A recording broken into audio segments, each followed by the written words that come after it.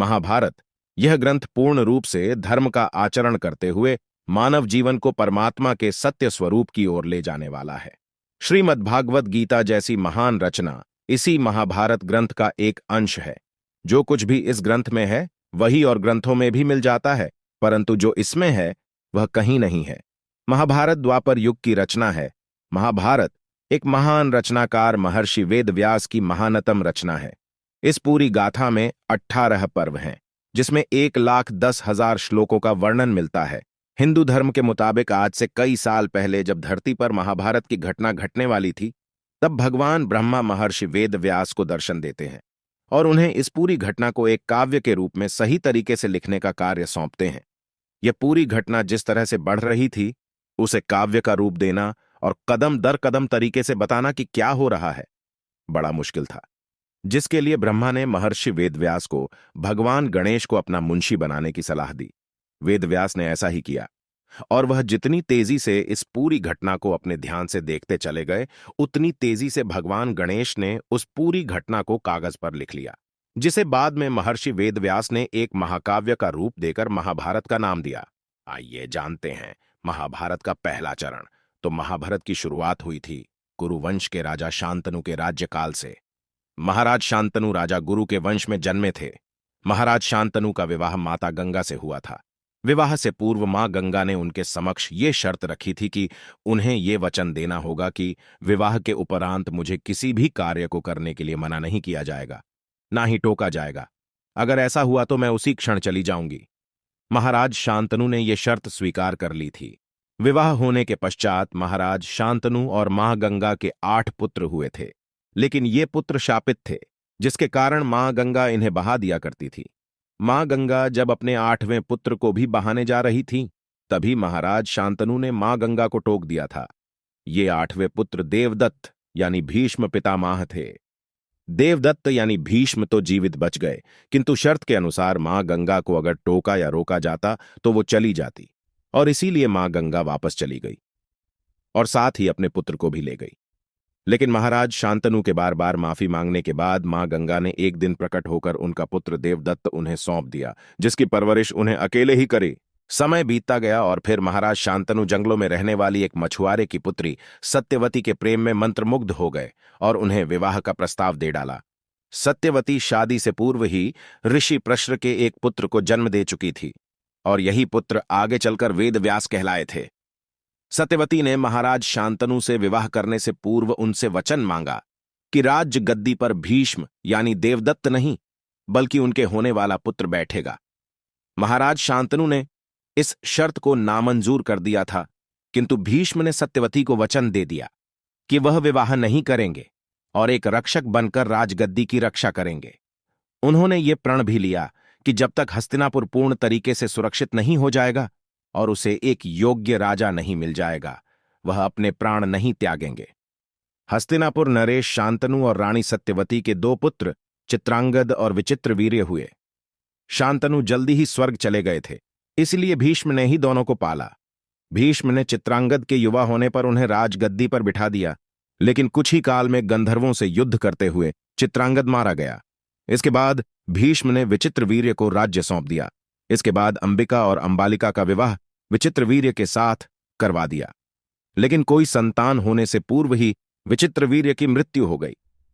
शांतनु महाराज का वंश नष्ट होने की कगार पर था, जिसके चलते रानी सत्यवती ने भीष्म पितामह से कहा कि तुम प्रतिज्ञा तो अड़कर विवाह कर लो, लेकिन उन्होंने इनकार कर दिया, जिसके बाद वेद व्यास जी से कोई उपाय सुझाने को कहा गया।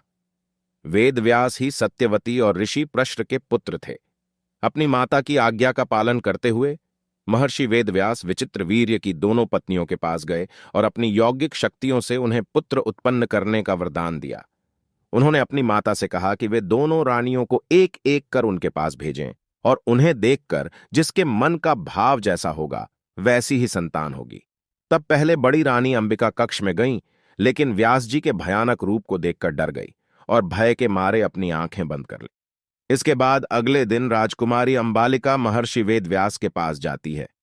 इस दौरान राजकुमारी अंबालिका ने आंखें तो बंद नहीं की, परंतु वे महर्षि वेदव्यास के तेज के कारण पीली पड़ी डाट गई। इन प्रक्रियाओं के बाद राजमाता सत्यवती ने महर्षि वेदव्यास से इसके परिणामों के बारे में पूछा। तब महर्षि वेदव्यास ने बताया कि राजकुमारी अंबिका ने अपनी आंखें बंद कर ली थीं। इस कारण उनका पुत्र अंधा होगा, परंतु बहुत बलशाली होगा, और राजकुमारी अंबालिका पीली पड़ी डी गई थी, इस कारण उसकी आयु कम होगी। इन परिणामों को सुनकर राजमाता सत्यवती दुखी हो गई, क्योंकि एक राजकुमार जन्म से अंधा और दूसरा राजकुमार अल्पायु के साथ जन्म लेने वाला था, तो हस्तिनापुर के भविष्य की बागडोर किसके हाथों में सौंपी जाती। इस समस्या के चलते महारानी सत्यवती महर्षि वेदव्यास को अंबिका के पास फिर से जाने को कहती है। महर्षि वेदव्यास का फिर से राजकुमारी अंबिका के पास जाने के लिए हस्तिनापुर आगमन हुआ। इस बार राजमाता सत्यवती ने राजकुमारी अंबिका को न डरने की बात समझाई, परंतु राजकुमारी अंबिका महर्षि वेदव्यास के सामने जाने का साहस नहीं कर पाई और अपनी दासी को भेज दिया। वो दासी पूरी हिम्मत और विश्वास के साथ जाती है, जिसकी वजह से उसका बेटा तंदुरुस्त होता है। इसके बारे में राजमाता सत्यवती के पूछने पर महर्षि वेदव्यास ने बताया कि उनके पास राजकुमारी अंबिका नहीं, बल्कि एक दासी आई थी, जिसके द्वारा विदुर का जन्म हुआ। इस प्रकार कुरुकुल में 3 राजकुमारों का जन्म हुआ, और जैसा कि महर्षि वेदव्यास ने कहा था, राजकुमारी अंबिका का पुत्र जन्मांध हुआ और इसका नाम धृतराष्ट्र रखा गया। राजकुमारी अंबालिका का पुत्र कम आयु वाला था और इसका नाम पांडु रखा गया, और दासी पुत्र जो बहुत बुद्धिमान था उसका नाम विदुर रखा गया। धृतराष्ट्र के अंधेपन के कारण राजगद्दी पांडु को सौंपी गई। राजा पांडु ने अपने कर्तव्य को निभाया। इसी बीच उनके लिए राजा सूर्यसेन की पुत्री कुंती के विवाह का प्रस्ताव आया। वहीं धृतराष्ट्र के लिए पितामह भीष्म ने गांधार की राजकुमारी गांधारी का हाथ मांगा और बदले में उनके राज्य पर हमला न करने और उसे सुरक्षित रखने का वचन दिया। गांधारी के भाई शकुनि को अपनी बहन के लिए एक अंधे वर का रिश्ता मंजूर नहीं था, लेकिन राज्य को और प्रजा को बचाने के चलते ये रिश्ता स्वीकार किया गया। विवाह के समय जब राजकुमारी गांधारी को यह पता चला कि उनका विवाह जिस व्यक्ति से हो रहा है वह जन्म से अंधा है, तो उन्होंने अपनी आंखों पर जीवन भर पट्टी बांधने का निर्णय लिया। वहीं दूसरी तरफ महाराज पांडु के 2 विवाह हुए थे। प्रथम विवाह हुआ था कुंती से। यह महाराज कुंती भोज द्वारा गोद ली गई कन्या थी। इनके पिता यादव कुल के प्रमुख शूरसेन थे। राजकुमारी कुंती ने महर्षि दुर्वासा की अनन्य भाव से बहुत सेवा की थी, और इस कारण उन्होंने प्रसन्न होकर महारानी कुंती को वरदान स्वरूप एक मंत्र दिया, जिसके अनुसार वे जिस भी देवता का नाम लेकर उस मंत्र को बोलती, उस देवता के गुणों वाला पुत्र उन्हें प्राप्त होगा। जिससे उन्हें कर्ण की प्राप्ति हुई थी, किंतु विवाह से पहले मां बनना पाप था, जिसके चलते उन्होंने कर्ण को नदी में बहा दिया था। एक बार महाराज पांडु अपनी दोनों रानियों कुंती और माद्री के साथ वन में घूम रहे थे। एक दिन उन्होंने हिरन सोचकर बाण चला दिया, जो एक रश्मि को लग गया। उस समय ऋषि अपनी पत्नी के साथ सहवासरत थे, इसलिए उन्होंने पांडु को श्राप दे दिया कि जब भी पांडु अपनी पत्नियों के साथ सहवासरत होंगे तो उनकी भी मौत हो जाएगी। उस समय पांडु की कोई संतान नहीं थी। यह बात उन्होंने अपनी बड़ी रानी कुंती को बताई। तब कुंती ने कहा कि ऋषि दुर्वासा ने उन्हें वरदान दिया था कि वे किसी भी देवता का आवाहन करके उनसे संतान प्राप्त कर सकती हैं। तब पांडु के कहने पर कुंती ने एक एक कर कई देवताओं का आवाहन किया। यम देवता स्मरण करने से युधिष्ठिर, इंद्रदेव का स्मरण करने से अर्जुन, वायुदेव का स्मरण करने से भीम का जन्म हुआ। कुंती ने छोटी रानी माद्री को भी मंत्र विद्या सिखाई। इस प्रकार माद्री ने भी देवताओं का आवाहन किया। उन्हें 2 असमान जुड़वा पुत्र हुए, नकुल व सहदेव, जिनका जन्मदेव अश्विनी कुमारों के वरदान स्वरूप हुआ था। सभी प्रसन्न थे कि तभी एक दिन वर्षा ऋतु का समय था और महाराज पांडु ध्यान लगाकर बैठ गए, और रानी माद्री नदी में स्नान करके जैसे ही वापस आईं, उस समय पांडु अपने काम वेग पर नियंत्रण न रख सके और माद्री के साथ सहवास किया और उनकी मृत्यु हो गई। रानी माद्री ने भी महाराज की मृत्यु का दोषी खुद को मानते हुए अपने प्राण त्याग दिए, और 5 पांडव पुत्रों की जिम्मेदारी अब रानी कुंती पर आ गई। रानी कुंती पांडु पुत्रों के साथ महल वापस लौट आईं। इधर महाराज पांडु की मृत्यु के पश्चात धृतराष्ट्र को राज्य का कार्यभार सौंपा गया। इसी बीच गंधारी को भी वरदान के चलते 100 पुत्रों की प्राप्ति हो गई थी, और एक कन्या ने भी उनके गर्भ से जन्म लिया था। ये 100 पुत्र कौरव कहलाए थे, जिनमें दुर्योधन सबसे ज्येष्ठ था। महर्षि वेदव्यास के वरदान स्वरूप ही गांधारी को 100 पुत्रों और एक पुत्री दुशाला की प्राप्ति हुई थी। साथ ही महाराज धृतराष्ट्र ने एक दासी के साथ संबंध बनाए थे, जिससे उन्हें युयुत्सु नाम के पुत्र की भी प्राप्ति हुई थी। जब यह खबर फैली कि पांडव कुरुवंश की राजधानी हस्तिनापुर लौट रहे हैं, तो दुर्योधन जलन और नफरत से भर उठा। वह यह सोचते हुए बड़ा हुआ था कि वह हस्तिनापुर का सम्राट है, इसलिए एक तरह से वह पहले ही राजा बन चुका था और उसे आदत हो चुकी थी कि सारी चीजें उसके हिसाब से चलें। जब पांडव राजमहल वापस आए तो कौरवों को वो खलने लगे। वो नहीं चाहते थे कि राज्य महल पर इनका भी अधिकार हो। पांडवों और कुंती का स्वागत किया गया। पांडु का अंतिम संस्कार किया गया। जैसे ही पांडवों ने महल में प्रवेश किया, किस्मत अपना रूप दिखाने लगी। भीम और दुर्योधन सभी भाइयों में सबसे तगड़े थे।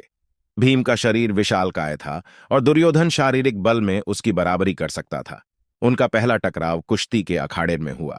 दुर्योधन को पूरा विश्वास था कि कोई कभी कुश्ती में उसे हरा नहीं सकता, मगर भीम ने लड़ाई शुरू होने से पहले ही उसे पटखनी दे दी।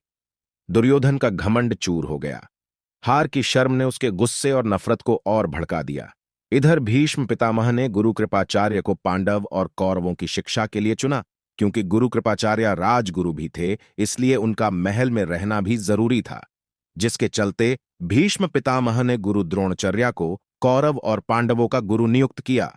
गुरु द्रोणाचार्य का विवाह गुरु कृपाचार्य की बहन के संग हुआ था। साथ ही गुरु द्रोणाचार्य गुरु परशुराम के शिष्य थे।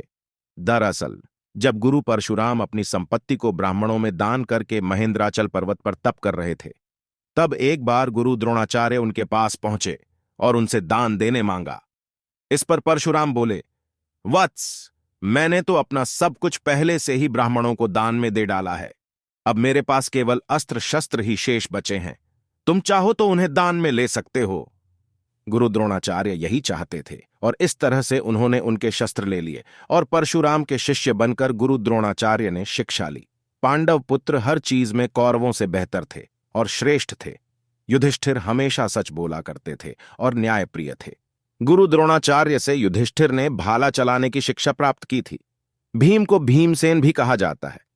5 पांडवों में सबसे शक्तिशाली भीम थे। भीम गदा धारण करते थे।